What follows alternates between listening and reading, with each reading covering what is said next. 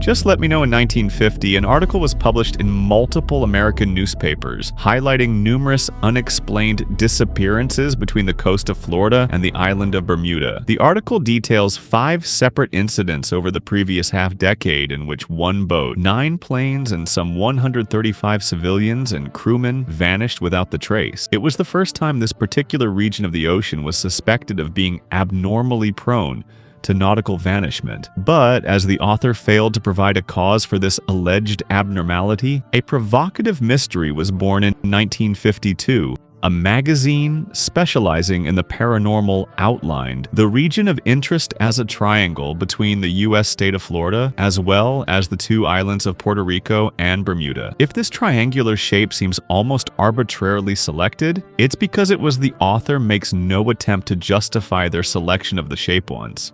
This idea of an enigmatic triangle had been thrust upon the world.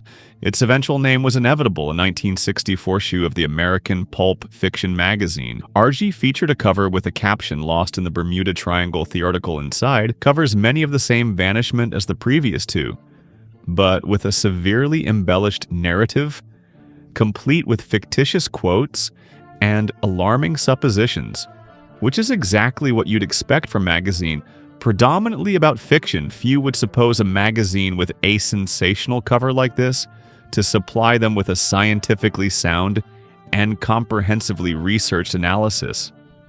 And why would you? Argosy was targeting a very specific crowd, those who seek to be entertained by mysteries, not those who seek to understand them. The Bermuda Triangle is and has always been a mystery for mystery's sake. The very definition of a music legend.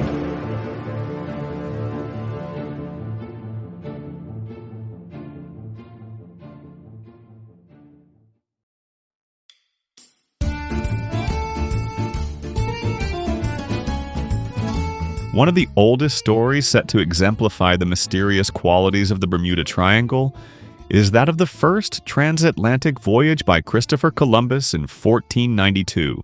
3 events are said to be of note. The crew observed a fireball of some kind. Their compasses inexplicably malfunctioned, and a strange light seemed to be suspended above the ocean surface. The fireball was more precisely described as a marvelous branch of fire that fell from the sky into the sea. While invoking aliens and UFOs would certainly be more exciting, there's really no need, as a meteor would be more than qualified to account for that description. In fact, shooting stars are the most common in September, due to the orbit and tilt of the Earth, and this sighting occurred on September the 15th. On September the 17th, the crew noticed their compasses misaligned with the North Star. This was certainly alarming at the time, but we've since learned that this is due to an effect known as magnetic declination. In short, the needle in a compass aligns Grand Bahama. Taylor believed a student to be guiding them in the wrong direction, so he assumed command of the flight as you read the radio logs and testimonies by Navy personnel. It becomes evident that Taylor confused the islands in the Bahamas for the islands in the Florida Keys. He was heard saying, "Both my compasses are out and I'm trying to find Fort Lauderdale, Florida. I am overland, but it's broken. I'm sure I'm in the Keys, but I don't know how far down, and I don't know how to get to Fort Lauderdale." In other words, he confused his actual position for this position. This may be hard to accept as Taylor was an experienced pilot, but then consider this: Taylor had previously been stationed ASA flight instructor at the Naval Air Station in Miami, and training exercises launched from Miami took place over the Florida Keys. Prior to that, he'd been stationed at Key West in the Florida Keys. So it's entirely possible that Flight 19 was Taylor's first time flying this route over the Bahamas. Something that further supports this theory is that Taylor initially identified himself as MT-28, standing for Miami Torpedo Bomber. 28, his correct ID, was FT, 28 for Fort Lauderdale. This growing confusion of what he knew from experience and what he saw outside his windows is likely why he came to distrust his instruments, as it's highly unlikely that both his compasses malfunctioned simultaneously. As Taylor thought he was in the Keys, he continued flying north in an attempt to reach land.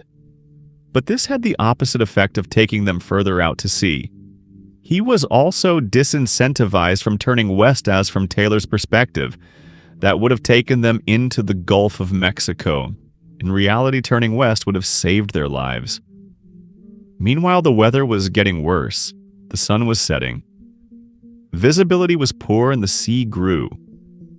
Increasingly violent, the logs reveal how truly desperate the situation became. At one point, Taylor informed the students flying close formation, and when one plane drops to 10 gallons of gas, all planes will land together, suggesting that even in the event of a crash, they would remain as a group.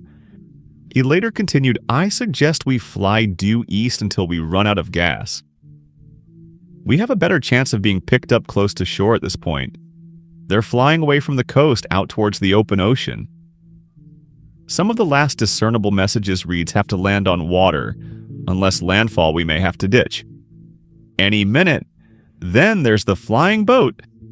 Saint 49 was initially scheduled for a night navigation exercise, when, upon getting a fix on the location of Flight 19, it was diverted into a search and rescue mission after a routine departure transmission.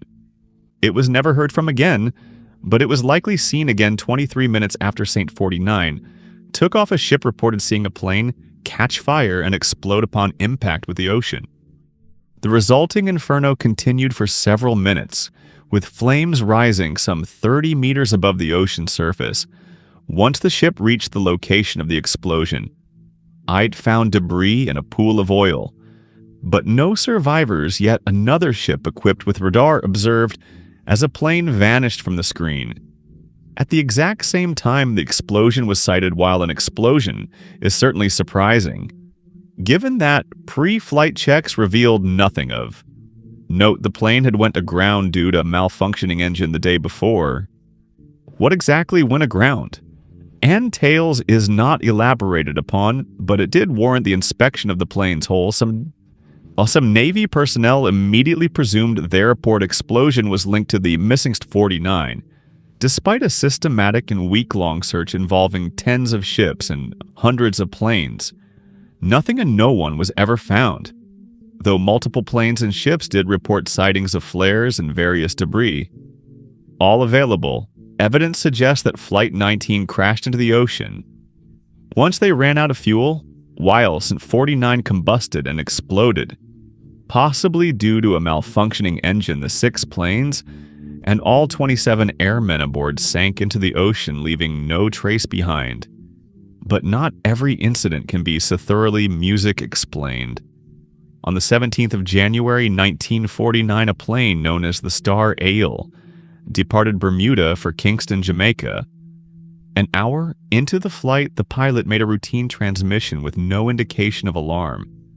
But the plane was never seen or heard from again. There was no evidence of a crash, and no distress call had been conceived. The weather was excellent for the entire duration of the flight. The pilot and his crew was highly experienced and had flown this specific route many times before, and the plane was in working condition. Prior to departure, a succeeding investigation failed to determine a probable cause due to a lack of evidence, but what makes this even more mysterious is that sister plane known as the Star Tiger had vanished under similar circumstances the year before on January the 30th. 1948, the Star Tiger disappeared while approaching Bermuda from the east. The pilot and the rest of the crew were highly experienced, but the weather was not ideal with strong winds and heavy rain. The strong winds had blown the plane, of course, just an hour before their last transmission, and they were never seen or heard from. Again, the succeeding investigation concluded in closing this report. It may truly be said that no more baffling problem has ever been presented for investigation. What happened in this case will never be known, and the fate of Startiger must remain an unsolved mystery. But even in information-deprived cases like these, natural explanations do exist.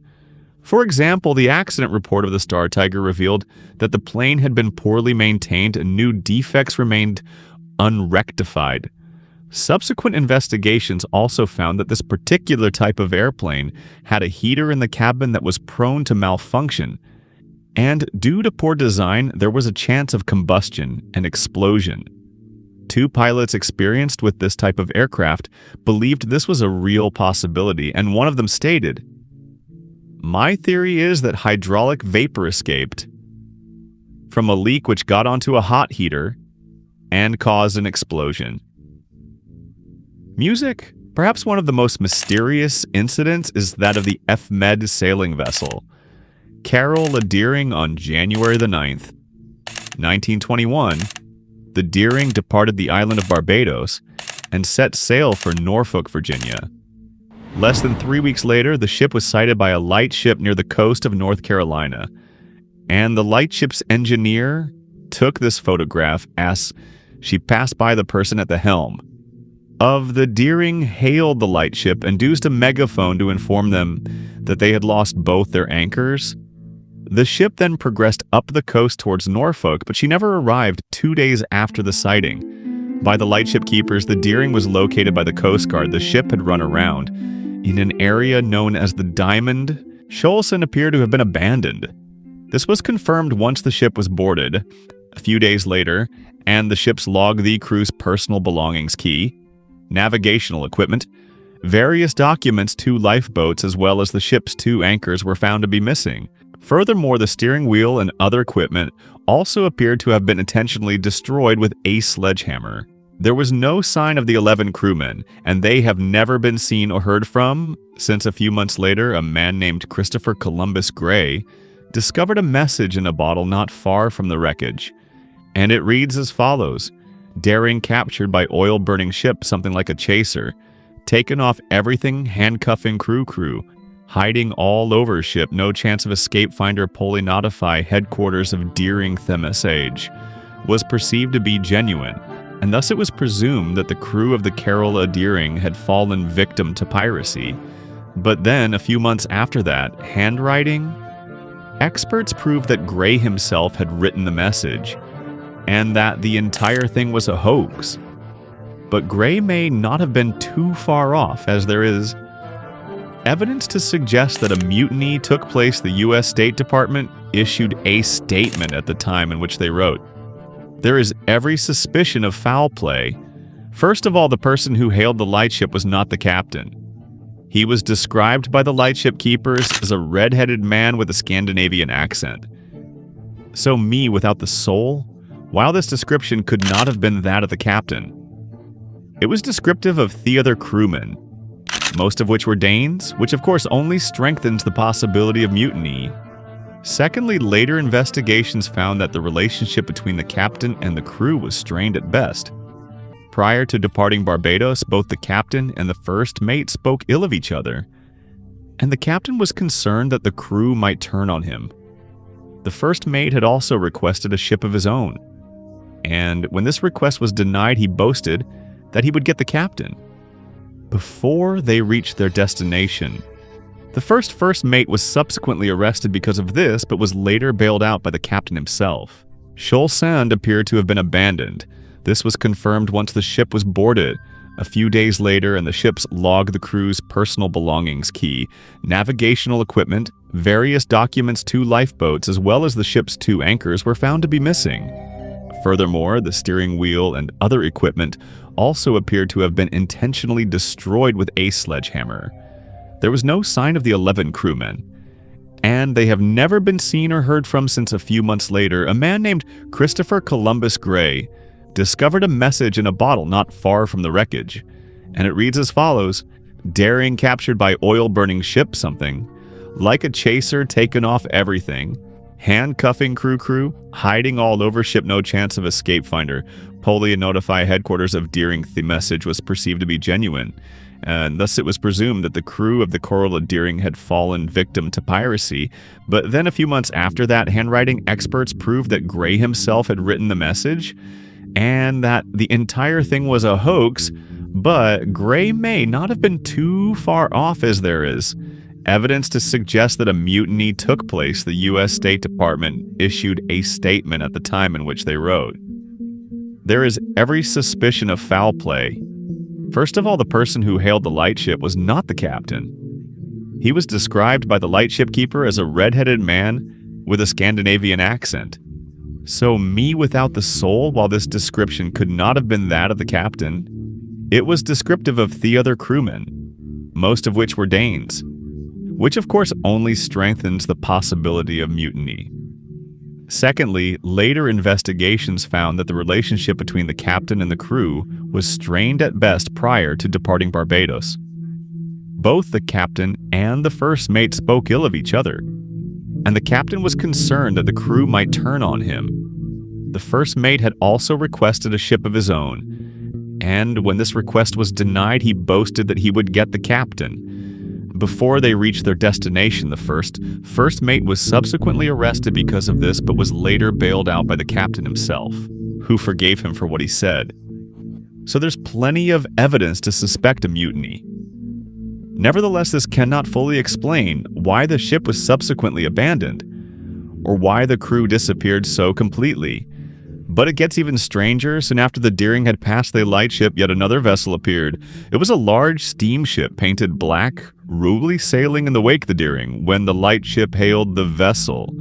Not only was the hail ignored, but the crewmen unfurled a canvas to cover the ship's nameplate before speeding away. Some have speculated that this could have been the American steamship SS Whit that vanished around the same time. But unless further evidence can be unraveled, there is no way to know. So perhaps Gray was unintentionally correct. Perhaps the mysterious vessel was indeed a pirate ship chasing down the Deering. Or perhaps the crew conspired to commit mutiny. In either case, numerous elements are at best difficult to explain to conclude this video. I'd like to talk about the triangle itself, if the Bermuda Triangle was anything but a legend. Why is it not marked on publicly available maps and nautical charts? If the U.S. Coast Guard is so concerned with the safety of others, don't you think? They have a responsibility to warn the populace about this abnormally dangerous region of the ocean. Yet they and every other relevant authority willfully allow hundreds of ships and PLs to sail and fly through the region every single day without as much as a warning. If we need a sign for wet floors, a sign for imminent death, by supernal forces seems justifiable after all. The region, that is, the Bermuda Triangle, is a highly trafficked region of the ocean. Now, one could argue that more traffic equals more accidents, thus more managements, but that would almost make a bit too much sense. One of the articles I showcased at the beginning of the video concludes with this open-ended question: will somebody please come up with an explanation or even suggestion as to just where all these planes, ships, and possibly submarines they go? I'm going to take a wild stab at this and say the ocean, the ships and PLS and possibly submarines sank into the depths of the ocean. Do they SLNOP, they sink? I don't know what to tell you, but the catastrophe at sea and buoyancy are just not the best of friends. Besides, do you really want to listen to a clown and ace were drained over the physical loss of reality itself? Oh yes, they float, they FL. Okay, maybe I'm overtly focused at this point, but the absurdity of this phenomenon is also what makes it so fascinating to me. Despite my best efforts, I've been totally unsuccessful in my attempts to understand what exactly constitutes a Bermuda Triangle disappearance. How does one know when to attribute a missing craft to the Bermuda Triangle, it sounds like? And it truly should be an easy question to answer, but it is anything but in some cases, such as in the case of like 19, the incident occurred within the general confine of the triangle. But Flight 19 is an exception. Most vanishment occur when they of a plane or ship simply overlap. The triangle in 1963, a ship known as the S.'s Marine Sulphur Queen departed a harbor, INB, Texas, heading for Norfolk, Virginia. Her last known location was here, but then she just vanished, as if sinking into some inexplicable abyss. Her disappearance is blamed on the powers of the triangle, despite the fact that the ship is just as likely to have disappeared in the Gulf of Mexico. In fact, the Coast Guard believe she disappeared just before reaching the Florida Keys. But what do they know? In 1954, a plane disappeared while traveling between the U.S. state of Maryland and the Azores. It is said to be a victim of the Bermuda Triangle, despite being outside its boundaries. It's even more embarrassing in the case of the aforementioned Carroll A. as she safely traversed the entire Bermuda Triangle, only to go all hocus pocus. When she had cleared it, proponents will often justify these inclusions by invoking arguments of adjacent regions. In other words, disappearances in close proximity of the triangle should be considered part of the triangle. Okay, but how far do these adjacent regions extend? Is the Gulf of Mexico an adjacent region? The Caribbean Sea, the coast of Brazil, the coast of Nova Scotia, the entire North Atlantic? Perhaps. If that's the case, why even bother with a triangle to begin with? I've compiled a list of some 40 disappearances said to be connected to the Bermuda Triangle. And if they are all to be included, I think we need a bigger triangle, if anything. The true mystery behind a Bermuda Triangle is why people so adamantly insist upon it being mysterious. As far as I can tell, there is nothing uniquely conspicuous about this location, as compared to the rest of the ocean ships and planes. Vanishing without, the trace is UN, fortunately quite common, and certainly not limited to a corner of the North Atlantic Ocean. The amount of vanishment in a given area is largely dependent on factors such as the amount of traffic, the frequency of adverse meteorological phenomena, and the presence of powerful oceanic currents. The Bermuda Triangle ticks all three boxes. There's a ton of traffic. It is frequently invaded by hurricanes and storms, and it is intersected by the Gulf Stream.